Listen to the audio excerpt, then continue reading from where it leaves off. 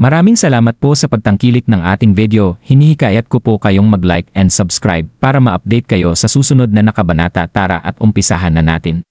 Tanging si Daryl lang ang makakapagligtas sa kanya ngayon. Nagmamakaawa ako sa iyo, Daryl. Iligtas mo siya. Sabi ng hindi mapakaling si Megan. Dahan-dahang ngumiti rito si Daryl. Paano? Paano ka magmamakaawa? Kailangan mong magpakasinsere. Ano ang ibig mong sabihin? Mahinhing sinabi ni Megan.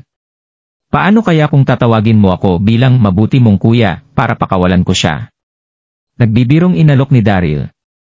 Agad na nag-blush ang mukha ni Megan na napakagat ng husto sa kanyang labi habang nag-iisip ng malalim. Ito ang unang beses na may nag-request ng ganitong klase ng bagay sa kanya. Pangkaraniwang siya ang nasa mas mataas na posisyon kaya itinuturing siya ng lahat bilang nakatatandang ate.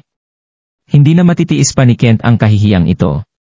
Papasok na sana siya sa eksena nang maisip niyang hawak na ni Daryl ang kanyang buhay, kaya agad niyang nilunok ang kanyang pride. Kung hindi mo ito gagawin, aalis na ako sa lugar na ito, natutuwang dagdag ni Daryl. Kasabay nito ang pag-iisip niya ng grabe, napaka-perpekto talaga ni Megan sa lahat ng bagay. Sayang lang dahil ikakasal na ito kay Kent. Huwag kang umalis. Mabuti kong kuya, mahinang sinabi ni Megan. Kasabay ng pagbagsak ng kanyang boses ang pagtingin ng napapahiyang si Megan sa ibaba. Sige, dahil nakita ko naman kung gaano ka kasinsere, papayag na ako sa gusto mo. Natutuwang sinabi ni Daryl. Habang si Kent, na nainis dito, ay nakahinga na rin ng maluwag. Pero hindi pa rito, tapos si Daryl. Tumingin siya kay Kent at sinabing, gagawin ko ito para sa fiance mo. Kung hindi lang dahil kay Megan na tumawag sa akin bilang mabuti niyang kuya, pagmamakaawain sana kita habang pinagsisisi sa lahat ng ginawa mo sa akin. Hayop ka Daryl, mag-ingat-ingat ka sa sinasabi mo. Babala ni Kent. Iniling nang nadidismayang si Daryl ang kanyang ulo habang sinasabing wala talagang kapantay ang yabang mo. Sige, bahala ka na kung ganoon. Malapit na silang magising kaya hindi na kita pag-aaksayahan pa ng oras. Dito na nagpanik si Kent. Agad siyang umiyak at sinabing, patawarin mo ako Daryl. Kasalanan ko ang lahat ng ito. Alam ko namang mapagpatawad kang tao. Kaya patawarin mo na ako. Mukha siyang bagsak sa mata ni na Daryl at Megan, habang nag-iisip ng, hayop ka Daryl, makakabawi rin ako sayo. Tumawa si Daryl at agad na pinakawalan si Kent. Pagkatapos ay nagpunta na sila sa lagusan palabas ng Manor. Masyado itong nakakalito dahil nagawa nilang mawala rito ng ilang beses. Matapos ang kalahating oras ay nakarating na rin sila sa lagusan nito palabas. Habang papalabas, wala na silang nakita na kahit ano maliban sa karagatan. Matatagpuan ang branch ng Grandmaster Heaven sa ilalim ng isang bangin na nasa tabi ng dagat. Tinandaan ni Megan ang lahat ng tungkol sa lokasyong ito at nag-drive gamit ang minivan pabalik sa city. Hating gabi na nang makauwi si Daryl. Dito niya napansin ang mabilis na nakatulog na sina Samantha at Lily kaya agad siyang nagpunta sa guest room na nasa ikalawang palapag para hindi magising ang mag-ina. Isinara niya ang pinto at agad na kinuha ang manual na kanyang nakuha sa manor ng Grandmaster Heaven Cult. Makikitang nakasulat sa unang pahina nito ang mga salitang. Ang Ascension of the Nine Dragons ay ang Supreme Mastery ng Grandmaster Heaven Sect. Ang sinumang makakapagmaster nito ay magkakaroon ng lakas na aabot sa kalangitan. Ang lihim na librong ito ay maaari lang sanayin ng mga cult master. At ang sinumang lihim na magsasanay nito nang walang paalam, ay agad na sisintensyahan ng kamatayan. Kasama na rito ang mga mensahero ng Yin at Yang at maging ang apat na mga Guardian Kings. Malinaw na ninakaw ni Skylar ang manual na ito pero nasa kamay na ito ngayon ni Daryl. Sinundan ni Daryl ang mga chants na nakalagay sa manual at sinimulang sanayin ang mga nilalaman nito. Lumipas ang oras nang mapagtanto niyang sumikat na ang araw. Kahit na hindi niya nagawang matulog ay nakaramdam pa rin siya ng hindi mapapantayang lakas at pagkasabik. Nagawa niyang mamaster ang mga nilalamang teknike ng Nine Dragons Ascension at masyado ngang nakakatakot ang tinatanglay nitong lakas. Nagunat si Daryl at itinago ang manual bago lumabas ng kwarto. Dito na sila nagkasalubong ni Lily. Nakabalik ka na. Sabi ni Lily. Nakasuot ito ng maiksing palda ngayon na siguradong makakapagpahilo sa sinumang titingin sa napakaganda niyang katawan. Mukhang bagsak ngayon ang mukha ni Lily. Ano ang nangyari? Tanong ni Daryl. Natuwa siya nang makita niya si Lily. Nagbuntong hininga si Lily at sinabing, nagpatawag si Grandma Langdon ng isang family meeting. Napasimangot dito si Daryl at sinabing, isa na namang family meeting. Mukhang mahilig nang magpatawag ngayon si Grandma Langdon ng mga family meeting ah. Ano ba talaga ang gusto niya? Sasama ako sa iyo, alok ni Daryl.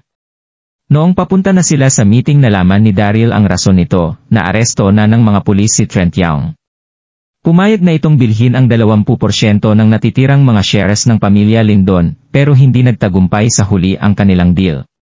Marami sa mga miyembro ng pamilya Langdon ang nagsabing si Lily ang may kasalanan nito dahil ayaw niyang makipag-cooperate sa gustong mangyari ng kanyang pamilya at ni Trent. Makasarili ang mga tao. Kaya kung papipiliin mo sila kung pera o pamilya ang kanilang unahin, marami sa kanila ang sasagot ng pera ng walang pag-aalinlangan. Napakatindi ng mga ginawa ni Trent kahapon na gumalit sa karamihan, pero nasa isip rin ng mga ito kasama na ng kanilang pinuno na si Grandma Langdon na si Lily ang nagpalaki sa napakaliit na issue na ito. Kaya inilaan nila ang meeting ngayong araw para kay Lily. Ano na ang dapat kong gawin? Siguradong sisermonan nila ako roon. Nag-aalalang tanong ni Lily. Huwag kang mag-alala, nandito ako para sa iyo. Sabi ni Daryl. Dito na gumaan ang pakiramdam ni Lily habang naaalala kung paano siya dinipensahan ni Daryl nang bugbugin nito si Trent na nakapagpaantig sa kanyang puso.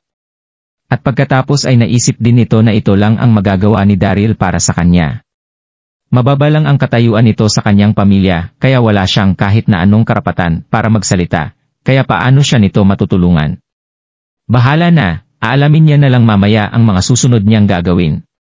Nang mawala sa realidad ang nag-iisip ng malalim na si Lily, napansin niyang kinuha ni Daryl ang kanyang cellphone at nagpadala ng isang text message. Kumpleto na ang mga miyembro ng pamilya Langdon nang makarating sila sa villa ng kanilang pamilya. Ang lakas naman ng loob mong ipakita ang pagmumukha mo rito, Daryl. Sumisigaw na turo ni William kay Daryl. Nanalamig namang sumagot si Daryl ng, bakit naman hindi? Hindi sana magkakagulo ang lahat kung hindi mo lang binugbog si Trent kahapon, sermon ni William. Tumango naman ang mga kapamilya nilang sumasa ngayon dito. Oo nga, para sa isang napakaliit na issue, gusto ni Trent si Lily kaya normal lang na lambingin niya ito. Oo nga, hindi ka rin naman karapat-dapat para kay Lily. Ang pagsama ni Lily kay Trent ang pinakamabuti para sa ating lahat. Hindi rin naman masama kung ibebenta namin ang isang bahagi ng natitirang shares ng ating pamilya, siguradong masusolusyonan na ang dalawang bagay na matagal na naming pinoproblema. Dito na sumangayon ang ibang miyembro sa sinasabi ng ilan. Kung alam mo lang kung ano ang nakabubuti para sa iyo, iiwan mo na si Lily. Ngiti ni William. Ganito na kasama ang mga tao ngayon, paano nila nagawang magsalita ng mga ganitong klase ng bagay?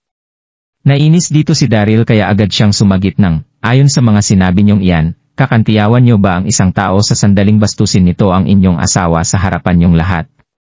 Anong sinabi mo? Nagbabantang tanong ni William. Ni hindi mo nga magawa sa sarili mo pero nagawa mo itong ipagawa sa ibang tao para sa ikaangat niyo. Ang kakapal ng mga mukha niyo. Sabi ng galit na si Daryl. Nagulat dito ng husto si William. Gustong-gusto na niyang suntukin si Daryl, ngunit hindi niya ito magawa dahil hindi niya ito magagawang talunin. Kaya ang ginawa na lang niya ay pagbuntunan si Lily.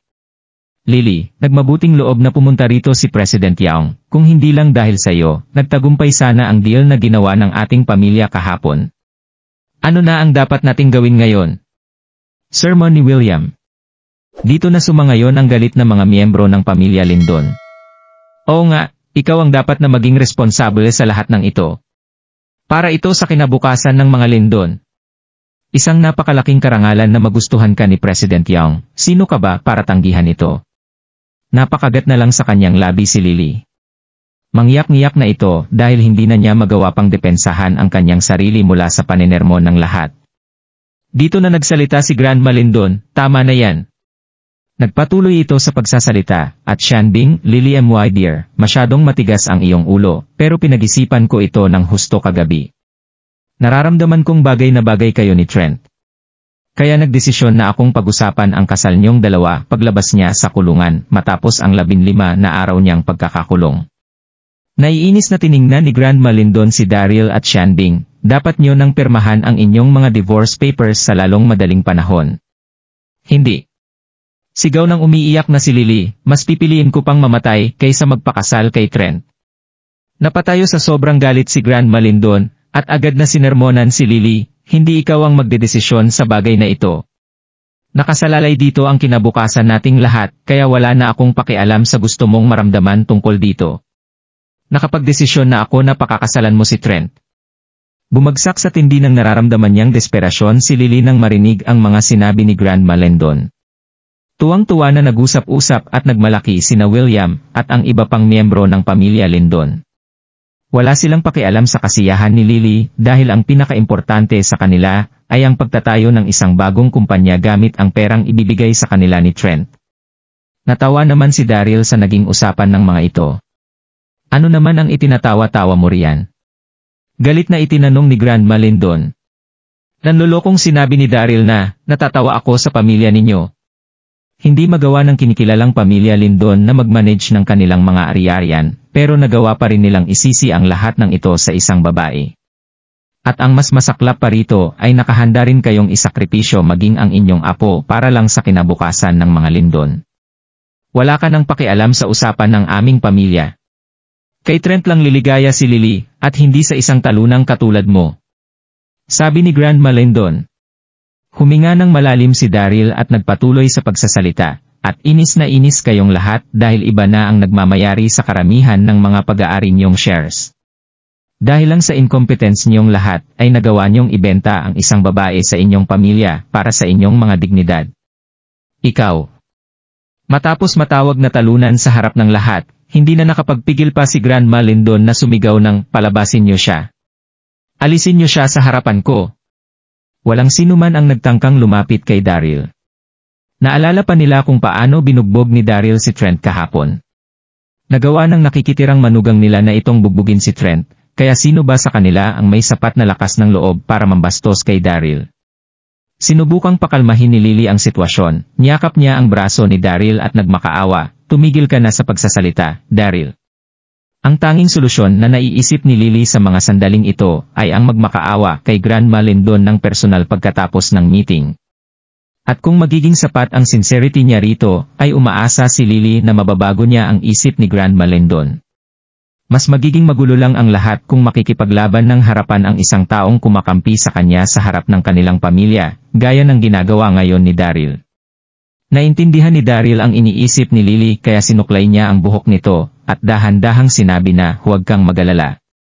Hindi mo kailangang humingi ng tawad sa kanila. Sila pa mismo ang hihingi ng tawad sa iyo. Ano? Kami pa mismo ang hihingi ng tawad kay Lily. Nagbibiro ka ba? Haha! Wala nang nasabi na kahit ano rito ang nakasimangot na si Grandma Lindon. Inisip ni Lily na pagbubuhatan ni Daryl ng kamay ang mga ito para puwersahang humingi ng paumanhin sa kanyang harapan, kaya agad niyang sinabi na alam kong pinoprotektahan mo ako Daryl, pero hindi ka dapat dumpende sa dahas para lang makuha ang gusto mo. Marami pa rin ang mas malakas kaysa sayo, tatandaan mo yan.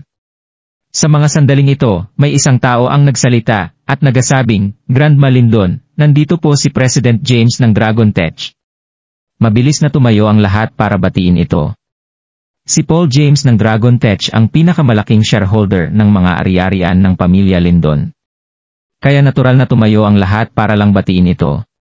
Habang si Paul naman, na nakasuot ng pangkaraniwang damit, ay sinusundan ng dalawa niyang mga assistant.